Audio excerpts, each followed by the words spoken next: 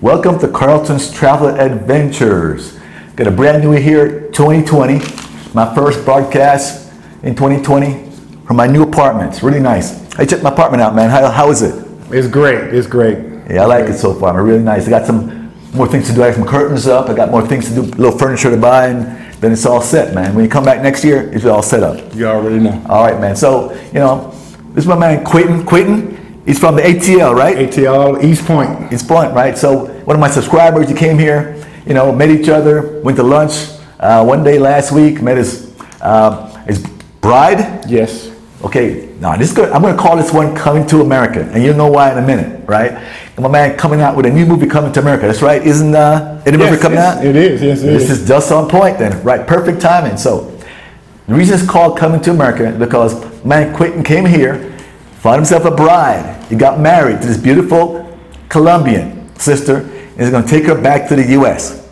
Yes. So we're going to talk about that right now, okay? All right, so I'm sure a lot of guys over there thinking about the same thing. Can meet all these beautiful Colombian women, take them back to the U.S. So I know there are challenges involved with that, so that's what I want to talk about.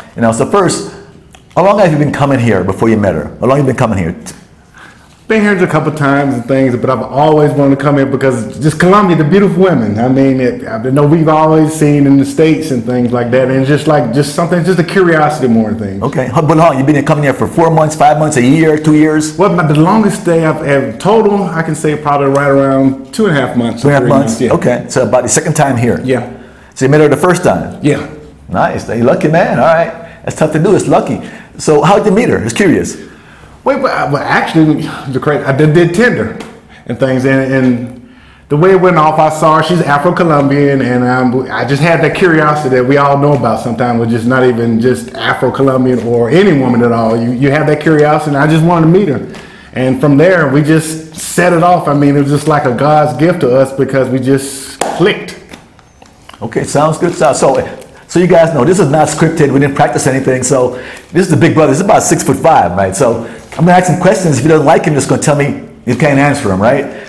But, I'm going to get some personal questions. Not really personal, but relationship questions. Because, I've been married for 25 years. I was married 25 years before I got a divorce. And whether you're married to, a foreigner, married to someone from the U.S., no matter where, there are challenges, man. There are always challenges in marriage. And I would think that since you're married to somebody that really don't speak any English, it's already a challenge right there. So I want to talk about some of the challenges of marriage in someone that's from another country. Mm-hmm. All right. First, do you have any kids or anything? I have one son. One son. 8 years old. 8 years old. Mm-hmm. You speak any English either? Not at all. What? Not at all. Good thing about kids, they learn fast. Yeah. They learn I gotta fast. watch what I say around him anyway. Okay. All right. They learn fast. I believe it at that. All right. So y'all came here. You met. You fell in love. Pretty quickly. Mm-hmm. And now, right now, you're gonna take her back to the U.S. Mm-hmm. Right?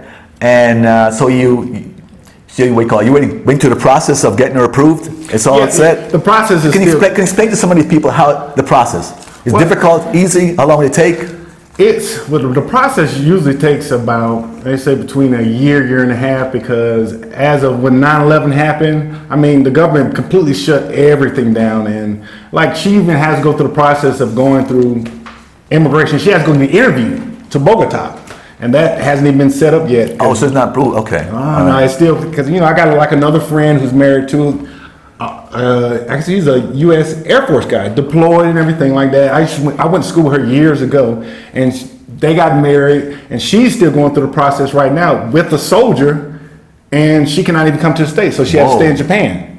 Wow. And that process is still going. They've seen the letters and things, and we know the government sometimes doesn't have a expedited process and things, government workers. I'm not saying anything's bad about it, but, it's just I guess the urgency is not there. So you're still going through the process. It's not approved yet. It's going to take time. You're married, but it's not approved. Yeah, it's married in Colombia, right?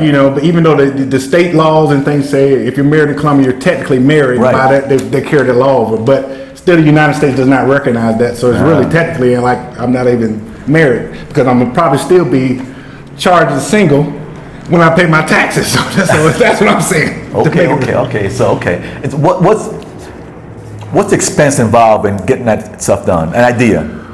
Well, the paperwork done and all that for the right to come now, to the U.S.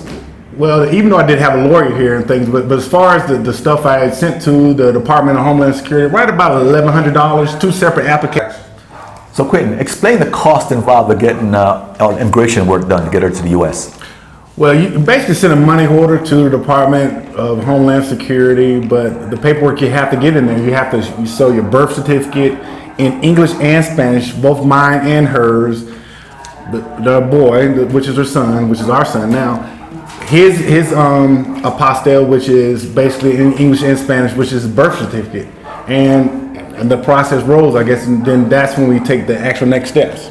Oh, okay, all right. So, but it'll take about a year or so to get approved. Yeah, at least a year and a half. I know it's taking a lot more time after, I guess, after Trump came in office, because I know a couple of people that have jobs, good jobs, have houses, real estate here, and they've been trying to get a visa and they can't get a visa, not even to visit for tourism. It's up and down. We don't really know. Really, like my lawyer explained to me, really a lot of this started when 9/11 happened, where they really just shut everything down and just basically said, hey, we didn't interview whoever it is, because also another thing about the process, you have to take pictures together. You actually have to seem like you're actually a couple, because I guess a lot of people just might, hey, I'm gonna give you like 50 grand and things like that. Hey, get this, you can get my visa and thing, bring me on in. It's not working like that anymore. No, it's tougher.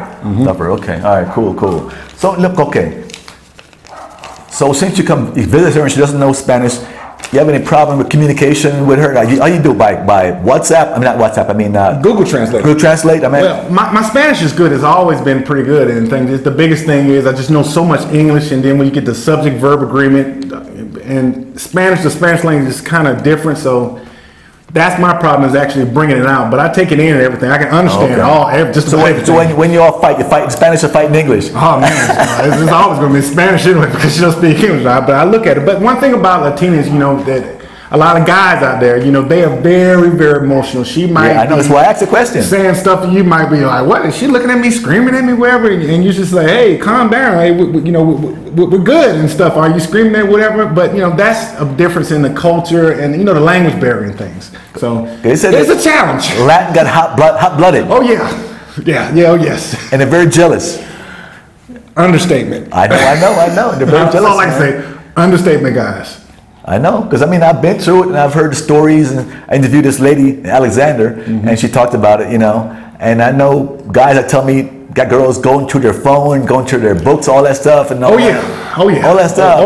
Personally, true. I couldn't take that, and I told her I couldn't take that. It's challenging, but if you're gonna do it, a lot of guys, I hear y'all gonna find a way to get around it. But they will go through your phone and things, and very jealous. Gonna keep you right close to them. Yeah. Protect that. Okay. I personally, I'm saying, I can't take that, going through your phone stuff. And one girl came in one time, we were together for about 6 months, and she went through one of my private books. I had a book where we keep a lot of codes and passwords. I had it for like 20 years, backup. And she went through the stuff. I'm like, the Bill Bellamy phone book, though. Yeah, man, I said, I got pissed off, man. Kicked her out, man. That was the start of downhill for me. Yeah. I don't take that stuff. But no, like I said, if you're married, you got to understand what you get involved with when a Latin woman. They're very, very jealous. Okay, all right. A sensitive topic here, and you ain't gonna answer if you don't want to. Prenuptials. Is something people should be thinking about before they come to the United States? Well, that could be. I mean, I don't know exactly. I haven't been in the game that long as far as this is new to me. But that's sometimes it's good, sometimes it's bad. I mean, I don't even think she might even know what a prenup actually is. But she comes down and says she's going to know eventually. Well, Eddie Murphy did say that in the 80s and things like that. So she's going to meet Americans. Yes. They're going to talk to her. Yes. She's going to learn English after 6 months. Yes. She's going to have friends. Yes. And, she'll know what it means in a while. So yes. You don't have one of gifts, right? You don't, okay, all right. So, you would advise people to get one? I don't know. I mean, we say. I mean, I guess it all depends and things like that. But I can say, it might be safe to do that. Yeah. But you just never know. I mean, you're not worried about it at all. Not at all. Not a whole lot. Okay. All right. Okay, all right, guys. But I think most guys probably. I don't have as much money as this man can have. So, I don't need much. Hey, where's she gonna take pennies? And then the IRS gonna call her anyway to take half of that. So I don't know. all right. Here you go. I had to touch on that for you guys, right? No, it's gonna come up. You guys gonna ask a question, so let's get it out in the open, right? So right now, all right. So that's it. That's the answer, man. Okay. All right. So when you bring her to the United States, I guess it's going to take a while. You're going to give her like English classes at a school, or you're going to teach her yourself? Well, a little bit of both. She's actually, hairstylist and things. And now in the States, as we all know, the Hispanic community is just so large. They're offering classes in English and Spanish. So that's just like, it's not even a new thing. It's just something that's just a standard now. Okay. As far as with English and Spanish, just is in the United States. But you don't plan on taking her, giving her actual classes to help her go faster? Well, haven't thought about it yet. No, not exactly. I was thinking more about just the biggest thing for just the actual land, because it's going to be a culture shock anyway. Right. I mean, it's just snow, cold weather. Snow, cold weather, soul food. Like I tell them, and things like, you can't even buy collard greens here. I mean, I just found out you can get spinach. So the biggest difference is from the States and then in the Colombian. That's probably going to be the biggest challenge for her anyway. And another topic, I know I don't want to take too much time because my man Demain's going to interview her. You're going to meet her. You got to meet her yourself. Okay. But, beside the food and other cultural things, they're very close to their family. Colombians amount most Spanish, Dominican, whatever, Argentinian, they're close to family, And I had a couple of guys who married Colombians, took them to the States, and then they get homesick and they come back. It's a topic, I had two good friends. They were there for 6 months. One was there for a year, came back for Christmas, never came back to the U.S. They missed their family. Christmas time, they all get together. It's a big family thing. They go out and cook that sancocho in the street, and they all get together. Most of these girls, you can't even find them right now. You can't talk to them. They're gone, to Pueblo, to their family. Are you concerned about that? In the U.S., she gets there and she just can't take it, and she wants to miss her family, her mom, her dad, her culture. I really don't think as much. And then I want to tell you guys something also. I mean, from Christmas to like almost Monday, they are still celebrating. I mean, they still have Christmas trees up here and things like that. I know my mother, for our tradition, we've taken down January 1st, before the 1st and things like that. It's just a no-no at all. But, they still celebrate. I went to a celebration last week where they have the lights things and everywhere. But getting back to the family life, we've had that conversation about it. The biggest thing that she thinks about it is just for our son and things, because the education system is not as great down here. So, right. I mean, the family thing is good, but she would rather at least have him to get that better education. Gotcha. And even with her mother, she said, if her mother, she only talks about her mom come and things, but, she has a brother. And she don't know if he wants to come or not. But, as far as the family thing, I mean, she will go back and forth, but, she's not really worried about that. She's really ready for the opportunity that we have in the States. Yeah, it makes a big difference with the kids, because thinking about it, the two brothers I know, they didn't have any kids. The single women were single, no kids before they got married, no kids. So it's harder. But I see the opportunity here to have a good, educational system for the kid, and going to college and school. So I can see that make a big difference to them wanting to stay. And he's a big soccer player too. Okay, good. All right, this sounds good, man. Look. Thanks for spending time with me. I want to wish you the best of luck. No matter if you married someone from the States or somewhere else, it's a challenge. Yes. It's a challenge no matter where. I got divorced, and I didn't marry someone from Colombia. So you just try your best and hope it works out. But like my brother said, it's a business. It's a business, huh? Yes, it's all a right, business. man. Well, good luck in your business, Brian. Thank you. We're going to meet the wife in a minute. All right, guys? All right, thanks for watching. Give my man Demain